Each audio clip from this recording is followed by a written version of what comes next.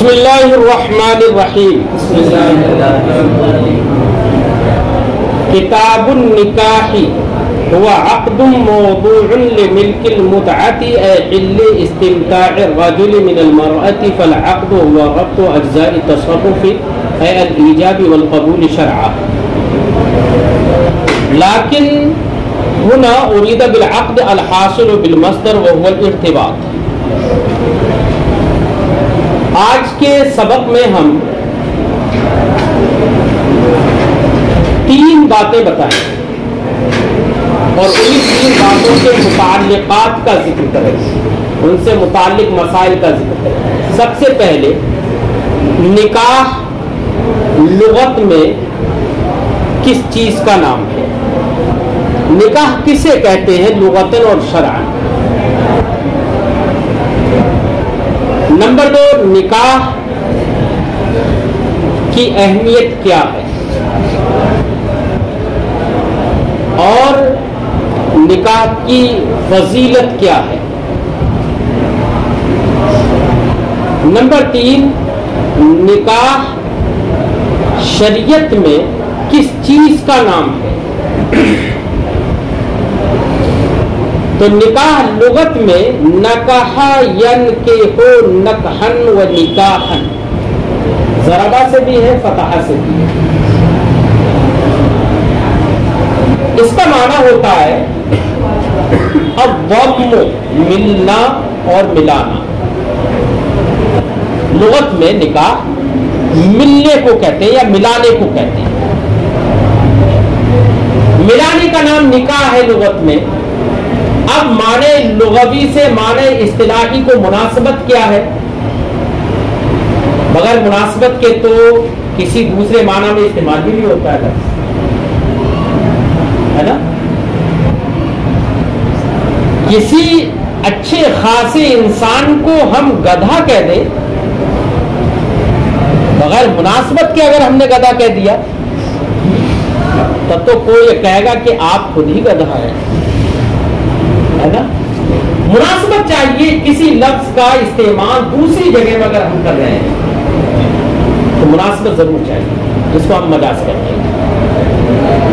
مناسبت کیا ہے بیٹا؟ مناسبت یہ ہے کہ معنی لغوی ہے ملانا، اور نکاح شرعی جب ہو جاتا ہے تو ایک اجنبی مرد ایک اجنبی عورت جن کا آپس میں ملنا جائز نہیں تھا، گفتگو کرنا جائز نہیں تھا، چہرے سے حجاب اٹھانا درست نہیں تھا، اب شریعت کے کا جو عقد نکاح جب ہوا تو شریعت کے عقد نکاح نے، عقد صحیح نے ان کو یہ تمام تر جو موانع موجود تھے، رکاوٹیں تھیں، وہ ساری رکاوٹیں ختم کر کے ان کو ملا دیا. تو ملانے کا معنی پا لیا گیا نا. یہ مناسبت ہے.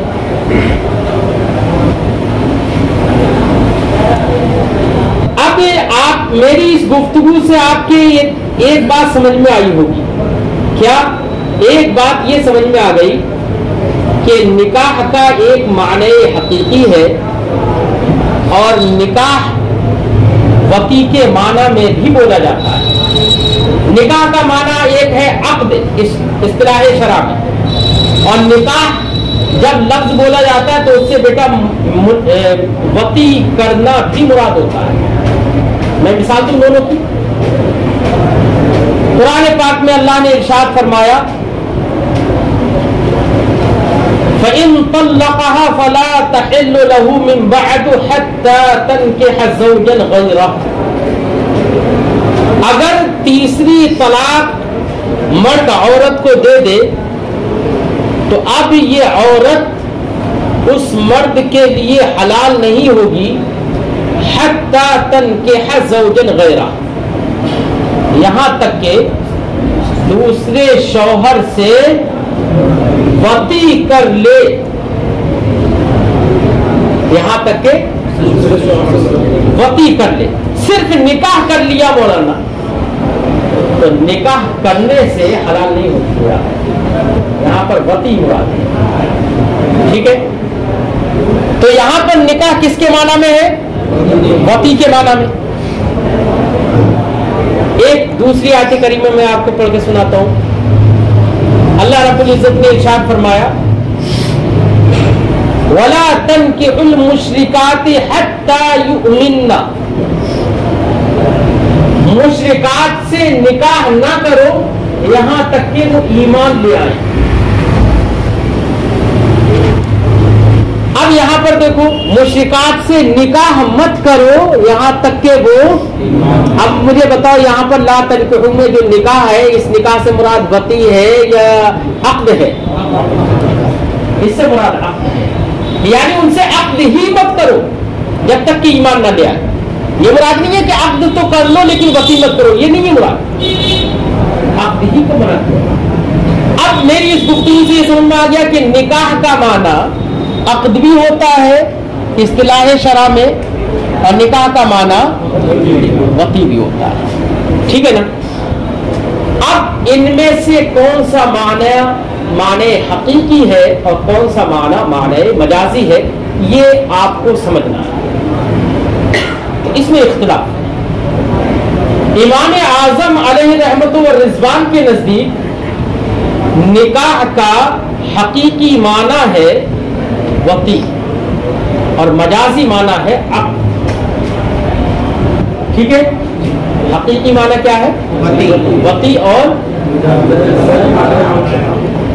बात समझ में आ गई। इमाम शाफिई अलैहि रहमा के नजदीक निकाह का हकीकी माना है अक्द और मजाजी माना है वती। अब एक बात ये समझ लीजिए, माने हकीकी मुराद लेने के लिए कोई करीना की जरूरत नहीं होती है, और माने मजाजी मुराद लेने के लिए करीना की जरूरत है। तो इमाम आजम के नजदीक निकाह का हकीकी माना हुआ वती।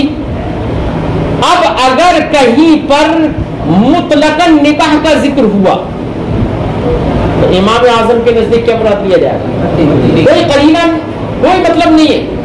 मजाज की तरफ तो करीना से, हाँ करीना कायम हो जाए, दलील कायम हो जाए तो इमाम आजम भी वहां पर माने मजाजी मुराद लेंगे यानी अक्द मुराद लेंगे, है। इसलिए इमाम आजम ने फरमाया हत्ता तनकिह ज़ौजन गैरा, यहां तक के दूसरे शौहर से निकाह कर लिए, कुरान ने फरमाया। माने हकीकी मुराद दिया, क्योंकि माने हकीकी मुराद लेना मुताज़्ज़र नहीं है, दुश्वार नहीं है, महजूर नहीं है किसी भी तरीके से। और माने मजाजी की तरफ तभी फेरेंगे जबकि हकीकत को मुराद लेना या तो मुताज़्ज़र हो या महजूर हो, बड़ा है ना, है। इसलिए इमाम आजम कहते हैं कि दुखूल मुराद है उससे, यानी दूसरे से वती कर ले, वती करने के बाद वो वती ही शौहर अव्वल के लिए मुहल्लिल हो गए, ठीक है। इमाम शाफी अलैहि रहमा के नजदीक क्या है मौलाना हकीकी माना? अब शौहर आखिर से अक्द ही कर लिया अगर, तो उनके नजदीक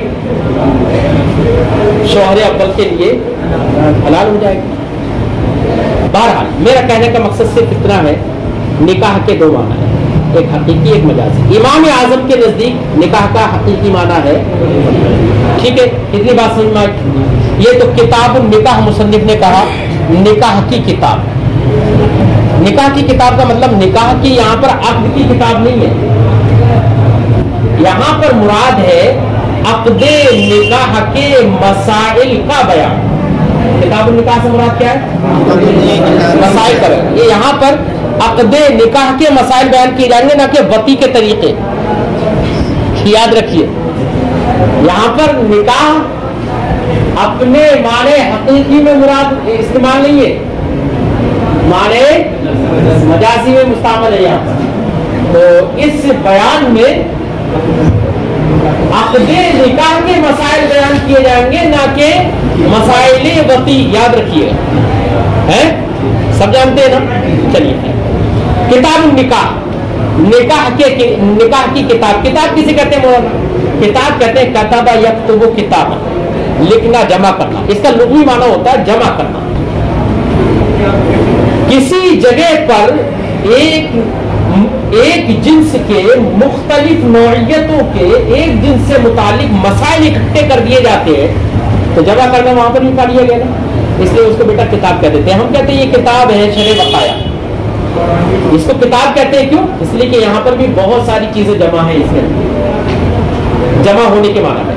اسی لیے عربی زبان میں کتیبہ کہتے ہیں لشکر کو. کس کو؟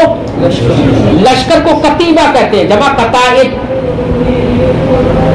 کتیبہ لشکر کو کہتے ہیں. کیوں؟ اس لیے کہ اس میں بہت سارے لوگ, اگر اکیلا ہی آدمی ہے تو لشکر کہلائے گا نہیں, بہت سارے جمع ہوتے تبھی لشکر کہلاتا ہے. اس لیے عربی زبان میں لشکر کو کتیبہ کہتے ہیں. بات سمجھ گئی؟ فرماتے اب ایک چیز اور سن لو میری یہاں پر ایک بات, نکاح کے سلسلے میں بیٹا نکاح شریعت میں, اب ہم یہاں پر تو معنی شرعی مراد ہے, معنی لغوی مراد نہیں ہے, صرف ملانا مراد نہیں ہے, معنی شرعی مراد ہے. معنی شرعی اور معنی لغوی میں تھوڑا سا فرق ہے, ابھی آگے ہم فرق بیان کریں گے. شریعت نے کبھی تو نکاح کو واجب قرار دیا, کبھی نکاح کو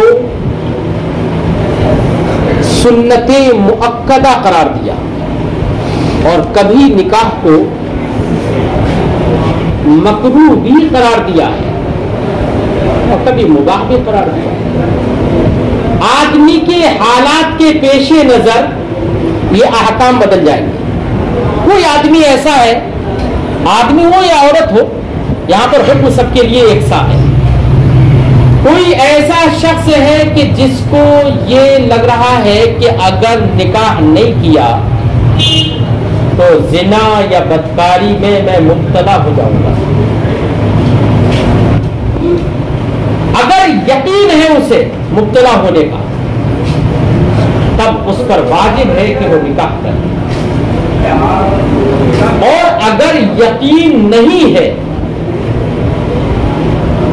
یقین نہیں ہے کہ بدکاری مبتلا ہو جائے, بلکہ اس کو یقین یہ بھی ہے کہ میں اتنا صبر کا انسان ہوں, مجھ کو فرق نہیں پڑے گا 2 سال کی شادی نہ ہو,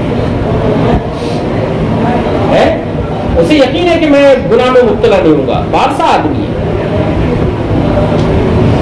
تو, لیکن انسانی تقاضے بھی تو ہوتے ہیں نا, کچھ عمر کے اپنے تقاضے بھی ہوتے ہیں, احتمالات تو رہیں گے نا وہاں. ایسی صورت میں نکاح کرنا سنت مؤکدہ ہو, بلا وجہ میں جبر اتنا نہ کرے. جب عمر ہو گئی ہے تو نکاح کر لی, سنت مؤکدہ ہے. نبی کریم صلی اللہ علیہ وسلم نے فرمایا کہ النکاح من سنتی فمن رغب عن سنتی فلیس منی, کسی میں ہے فلیس منی,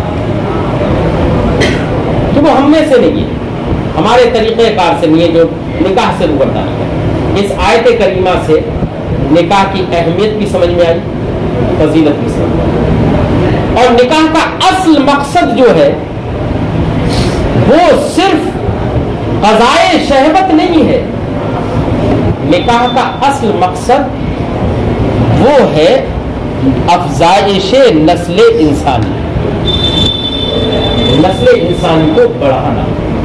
ایک دوسرے حدیث میں نبی کریم نے ارشاد فرمایا, کنز العمال میں ہے, سرکار نے فرمایا تزوجوا الولود الودود فإنی مکاثر بکم الامم.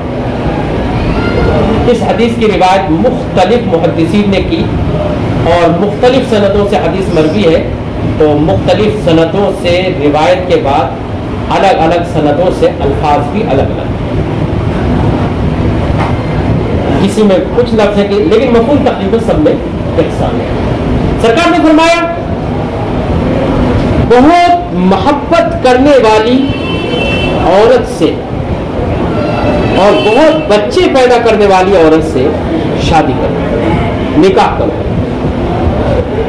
فرمایا فإنی مکاثر بکم الامم, کیونکہ میں قیامت کے روز تمہاری کثرت کو دیکھ کر فخر کروں. اچھی دل کو بھانے والی,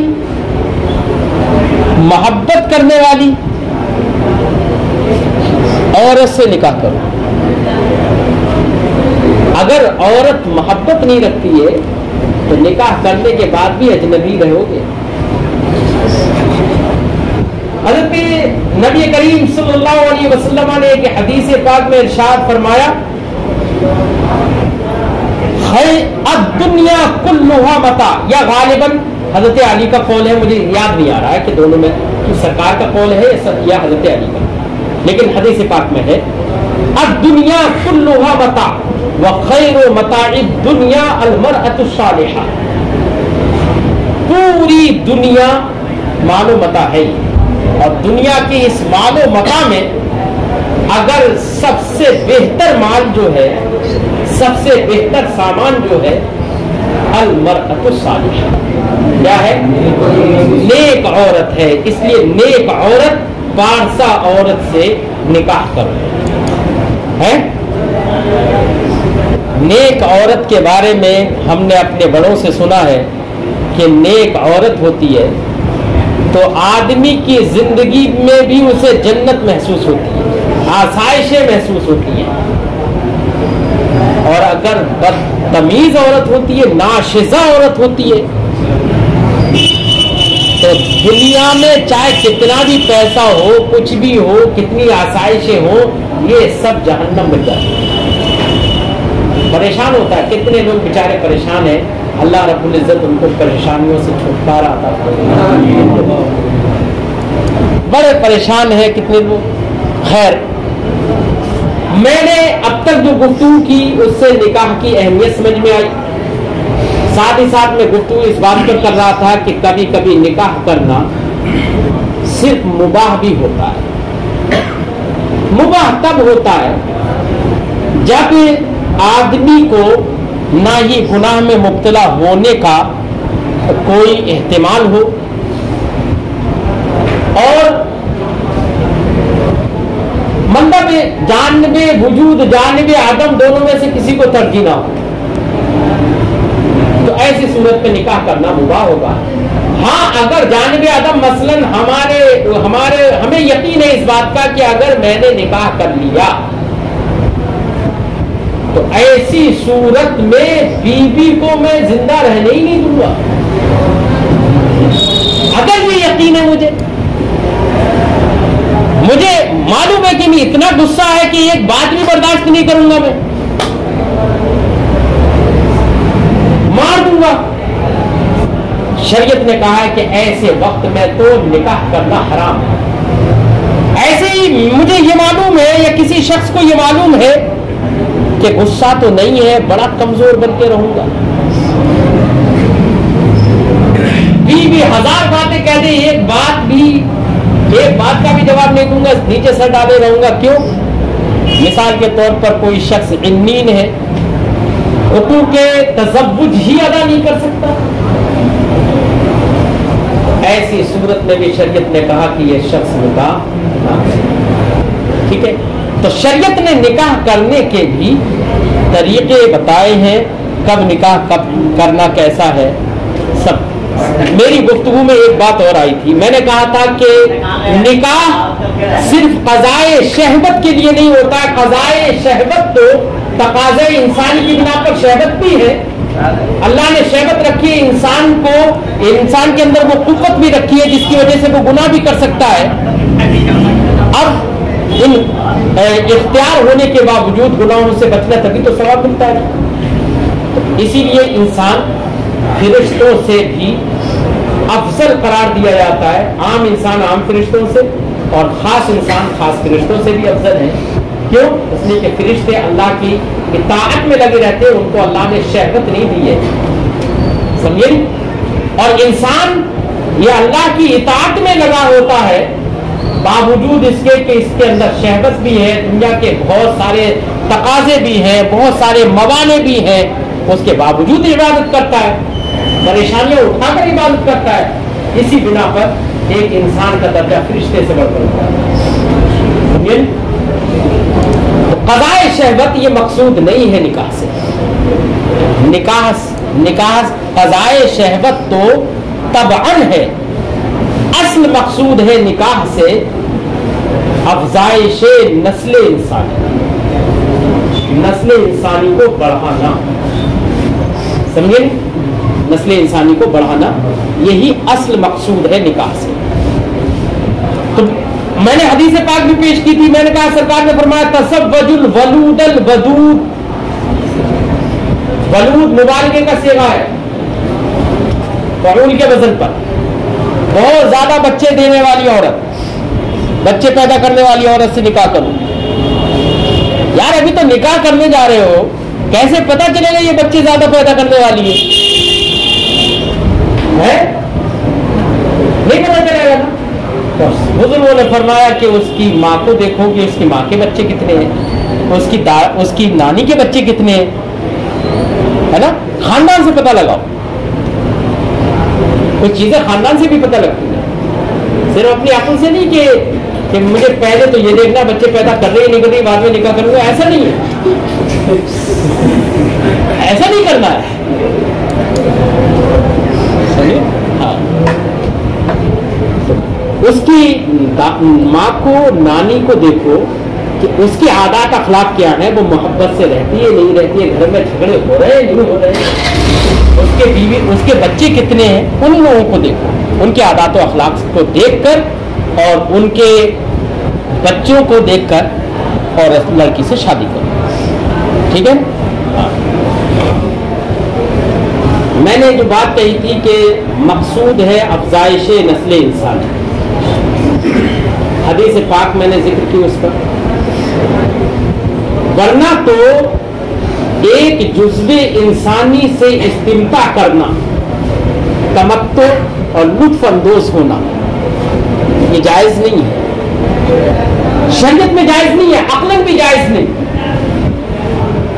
عقل کہتی ہے کہ ہر انسان آزاد ہے، ہمیں دوسرے کے عضو سے تمتع حاصل کرنا، لطف اندوز ہونا یہ ہمارے لیے جائز نہیں ہے. اس لیے ہمارے فقہا نے فرمایا کہ جو بلڈ دوسرے کو چڑھایا جاتا ہے نا، ہمارے فقہا نے فرمایا بلڈ چڑھانا جائز نہیں ہے، حرام.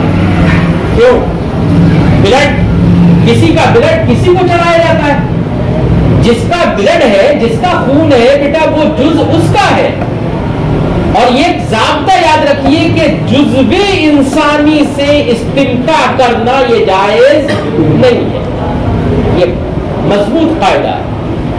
یہی وجہ ہے کہ بلڈ چڑھانا دوسرے کے لیے جائز، کسی کا بلڈ کسی کو چڑھانا یہ جائز نہیں.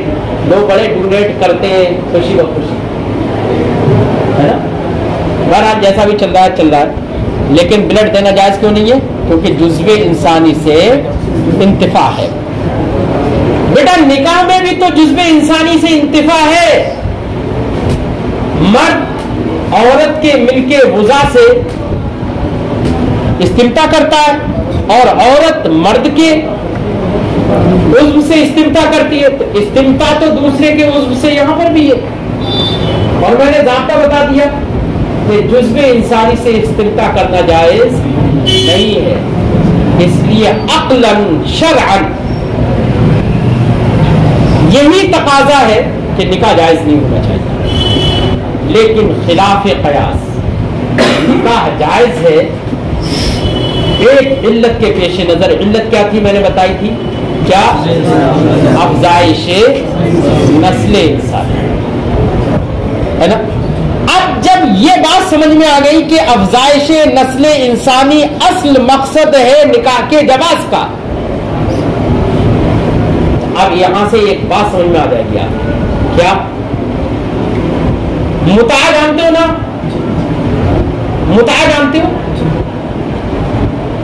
متاع لفظیوں میں اب بھی جائز ہے. یعنی آپ کہیں گئے 10 دن کے لیے کسی عورت سے نکاح کر لیا، بھائی 10 دن مجھے یہاں رہنا ہے، 10 دن کے لیے میں چاہ رہا ہوں کہ نکاح کر کے آپ سے لطف اندوز ہوں. عورت نے بھی سوچا کہ چلو پیسے والا آدمی ہے، چلو اس سے نکاح کر لو، 10 دن میں مجھے بھی کچھ روپیہ حاصل ہو جائے. اس طریقے سے جو ایک وقتی قضائے شہوت کے لیے جو نکاح ہوتا ہے، اس نکاح کی حرمت سمجھ میں آ جائے گی نہیں آ جائے گی؟ ارے آ جائے گی. جس نکاح سے افزائش نسل انسانی مقصود نہ ہو مولانا، وہ نکاح جائز نہیں، وہ نکاح اس لیے متاع حرام ہے. حدیث پاک میں بھی تو صراحتاً محمد نے حرام کر دیا گیا، لیکن عقل بھی چاہتی ہے اس ضابطے کے پیش نظر متعہ حرام. کیوں؟ اس لیے کہ وہاں تو استمتاع کے علاوہ اور کیا ہے؟ کیا بچے پیدا کر لے گا 10 دن میں؟ ہے نہیں کر لے گا. بات سمجھائی؟ اب اس سے ایک بات مولانا اور سمجھ میں آ جائے گی. اگر کوئی عورت ایسی ہے، بھائی نکاح تو افزائش نسل انسانی کے لیے ہوا نا، اب اگر کوئی عورت ایسی ہے کہ جس سے نکاح کرنے کے بعد بچے ہی نہیں ہو رہے، اب دیکھنا پڑے گا جانور میں سے کمزوری کدھر ہے، کمی کہاں ہے. تو جس کو اپنے اندر کمی محسوس ہو رہی ہے اسے چاہیے علاج کرائے، علاج کر کے بھی ہار گیا پھر بھی بچے نہیں ہو رہے، تو مرد کو ضرورت ہو دوسری بیوی کی تو دوسری بیوی سے نکاح کرنے گئی، افزائش نسل انسانی تو کرے، کچھ تو کرے. یا عورت سمجھتی ہے کہ ڈاکٹر نے بتا دیا ہے کہ اس مرد سے بچے نہیں ہوں گے، تو عورت کو چاہیے کہ وہ اس سے طلاق لے کر وہ دوسرے سے نکاح کر دے، کیونکہ نکاح کا مقصد ہے افزائش، صرف استمتاع اور قضاء شہوت نکاح کا مقصد نہیں ہے، یہ سب تبع ہے. ٹھیک ہے، یہ چند باتیں میں نے ذکر کی. شاید